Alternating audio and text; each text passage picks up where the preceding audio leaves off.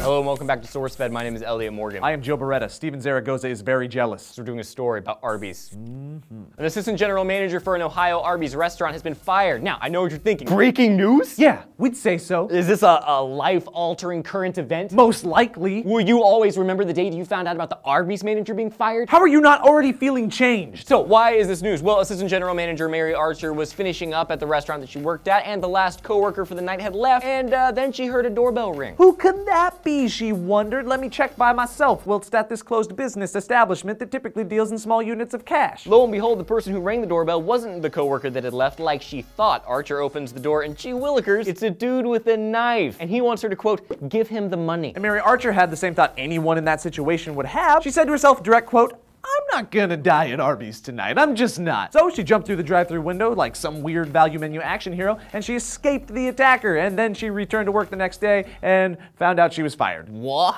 So now, before we start attacking Arby's, let's just say Arby's is a huge company, and many of their restaurants, like this one, are franchised. So when asked to comment how Arby's could fire a woman for fleeing a dude with a knife, they actually responded. We consider the safety and security of our guests and employees to be of utmost importance. We're extremely thankful that no one was injured during this incident. While this did not occur in a company-owned restaurant, we understand from our franchisee that the employee was terminated for her second violation of an important safety and security policy, namely being alone in a restaurant after hours. So Arby's had a policy in place, and they have these safety policies in place for a reason. Plus, there are issues of liability that a company has to deal with. If a particular employee has already broken a rule that compromised their safety once, it's not exactly unfair for them to terminate her. Now, just because something is fair doesn't mean it's not a dick move. Yeah, I'm gonna use a Monopoly analogy. It's like when you're playing me Monopoly and you land on New York Avenue and I have a hotel on it because I happen to love the orange properties, and you're like, I don't have any money, and I'm like, dude, if you give me Boardwalk and Park Place, we'll call it even and everybody will be happy. That's fair. It's not exactly a nice thing to do because that's how I roll when I'm playing Monopoly. I like the railroad. I typically choose to be the car, sometimes the ship if I am feeling particularly lucky. I like the thimble. Peter Pan says it's a kiss. That's not a kiss, Peter. This does kind of go beyond being nice. This woman just experienced something horrifying, potential death